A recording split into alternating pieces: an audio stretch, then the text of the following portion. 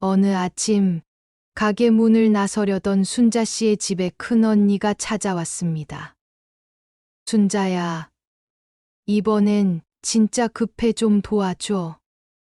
언니, 지난번에도 그랬잖아. 너는 혼자 사니까 그나마 괜찮잖아. 애 학원비가 밀려서 어쩌겠니? 좀 도와줘. 순자 씨는 한숨을 삼키며 결국 통장에 얼마 남지 않은 돈을 내주었습니다.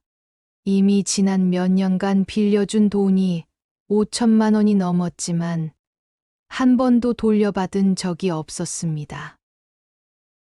순자 씨는 작은 떡볶이 가게를 운영하며 혼자 살아가는 평범한 아주머니였습니다.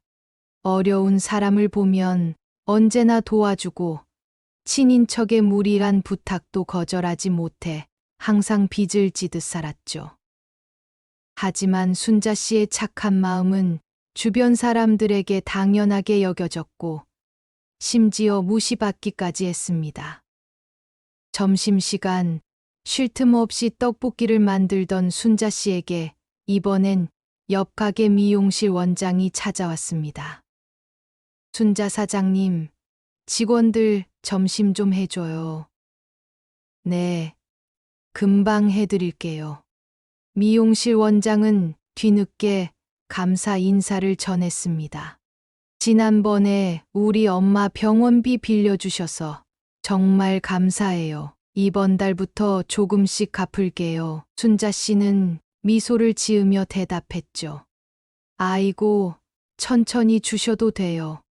어머님 건강이 더 중요하지. 다음으로 찾아온 건 대학생인 조카들이었습니다.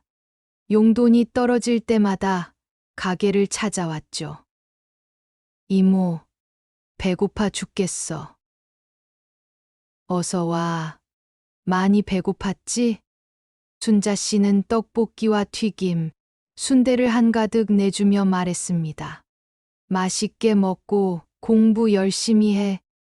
하지만 가게 문을 닫고 집에 돌아오면 순자 씨는 혼자 눈물을 훔쳤습니다. 가게 월세가 2달째 밀려 있었고 재료 대금도 제때 내지 못해 속을 끓였습니다. 어느 날은 작은 언니가 울먹이며 찾아왔습니다.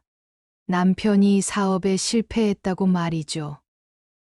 순자야, 우리 조금만 도와줄 수 있을까? 얼마나 필요하세요? 2천만 원만 한 달만 빌려줘. 이번에도 순자 씨는 모아둔 적금을 깨서 언니에게 돈을 건넸습니다.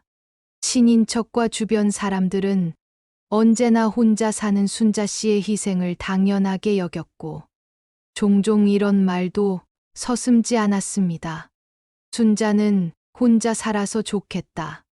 그래도 우리가 있어서 외롭지 않잖아. 하지만 그런 말은 순자 씨의 마음을 더욱 아프게 했죠. 어느 날 조금 누추한 할머니가 떡볶이를 사러 왔습니다. 이거 얼마예요? 3,000원이에요. 할머니는 거칠어진 손으로 뒤적거리며 아이고, 1,000원밖에 없네 라고 하셨죠. 순자 씨는 따뜻하게 웃으며 말했습니다. 괜찮아요. 다음에 주시고 혹시 부족하면 또 오세요. 그때 우연히 가게에서 한 유튜버가 이 모습을 지켜보고 있었습니다. 아주머니, 촬영 좀 해도 될까요? 요즘 보기 힘든 분을 만난 것 같아서요. 순자 씨는 수줍게 고개를 끄덕였고 그날 이후 모든 것이 바뀌기 시작했습니다. 유튜버의 영상은 순자 씨의 따뜻한 마음을 담아 세상에 전파되었고 인정의 떡볶이 맛집으로 소문이 나면서 가게는 손님들로 북적이기 시작했습니다. 며칠 뒤 큰언니가 다시 찾아왔습니다. 순자야, 이번엔 진짜 급해서 그래. 조금만 더 도와줘. 그러자 순자 씨는 담담하게 말했습니다. 언니, 미안해요. 이제는 어려울 것 같아요. 뭐라고? 돈 좀 벌었다고. 이젠 친언니도 모르는 척하니? 그게 아니라 언니, 이제는 제 삶도 지켜야죠. 언니도 다른 친척들도 절 너무 무시하잖아요. 이제는 저를 좀 챙기려고요. 큰언니는 놀란 표정으로 아무 말도 하지 못했습니다. 이어서 순자 씨는 조용히 말을 이었습니다.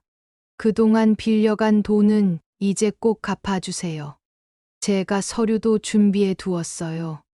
너 정말 그렇게까지 할 거야? 이제는 다르게 살고 싶어요. 저도 제 삶이 소중하단 걸 깨달았거든요. 큰언니는 화를 내며 돌아갔습니다. 순자 씨의 가게는 프랜차이즈가 되면서 순자 씨 마음 떡볶이라는 이름으로 전국 체인이 되었고, 순자 씨는 바쁜 일상을 보내게 되었지만 여전히 어려운 사람들에게 떡볶이를 나누는 따뜻한 마음은 변하지 않았습니다. 가게 앞에 걸린 새 간판에는 이런 문구가 적혀 있었습니다. 순자 씨 마음 떡볶이, 따뜻한 맛을 전합니다. 이제 순자 씨는 더 이상 누구의 업신여김도 받지 않았습니다. 하지만 순자 씨는 진정한 온정을 전할 수 있는 방법을 알고 있었고, 앞으로 스스로를 존중하는 삶을 살게 된 그녀의 미소는 여전히 따뜻했습니다. 순자 씨의 이야기는 우리 주변에서 종종 볼 수 있는 너무나도 친절하고 남을 잘 돕는 사람들의 이야기를 떠올리게 합니다. 늘 주변의 기대에 맞춰 자신을 내어주고 혼자서도 잘 버텨내던 사람들. 그렇지만 이렇듯 도움을 주기만 하는 삶이 꼭 행복한 것은 아닙니다.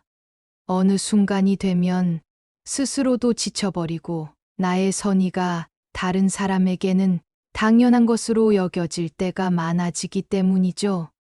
이 이야기는 우리 모두에게 하나의 중요한 메시지를 던집니다. 바로 남을 도우면서도 내 자신을 소중히 여기는 것이 얼마나 중요한가 하는 점입니다. 순자 씨는 너무나도 착한 마음을 가지고 있었지만 이제는 조금씩 자신의 삶을 더 소중히 여기며 마음의 선을 지킬 필요가 있습니다. 그렇다고 해서 그동안의 친절함이 헛되었다는 뜻은 아닙니다. 순자 씨의 선의는 여전히 가치 있고 아름다웠지만 그것이 그녀 자신에게도 편안함과 행복을 줄 수 있어야 진정한 의미가 있습니다. 우리의 선의가 다른 이들에게 당연하게 여겨질 때 우리는 한 번쯤 멈춰서 자신에게도 나는 충분히 중요한 사람이고 나를 아끼는 것도 필요한 일이다라고 말해줄 필요가 있습니다. 주변 사람들이 도움을 필요로 할 때 순자 씨처럼 친절을 베푸는 것도 훌륭하지만 더 이상 무리하지 않아도 괜찮습니다. 때로는 상대의 부탁을 거절하는 것도 스스로를 지키는 중요한 방법이기 때문입니다. 내 선의와 친절은 나를 위해서도 쓰일 수 있다는 사실을 기억해 주세요. 스스로를 존중하고 아끼며 조금씩 거절하는 연습을 시작해 보세요. 때로는 조심스레 지금은 좀 어려울 것 같아라고 말할 줄도 아는 것이 진정한 강함일 것입니다. 그 말 한마디가 내가 얼마나 소중한 사람인지 깨닫게 하고 나에게 더 많은 여유와 평안을 선물해 줄 겁니다. 이 이야기가 마음의 울림이 되셨다면 여러분의 경험도 함께 나눠주세요. 혹시 비슷한 경험이나 생각이 있다면 댓글로 이야기를 들려주시면 좋겠습니다. 여러분의 댓글이 순자 씨 같은 분들께 큰 위로와 힘이 될 거예요. 영상이 마음에 드셨다면 좋아요와 구독도 부탁드려요. 공감과 격려가 가득한 채널이 되어 함께 성장해 가길 바랍니다.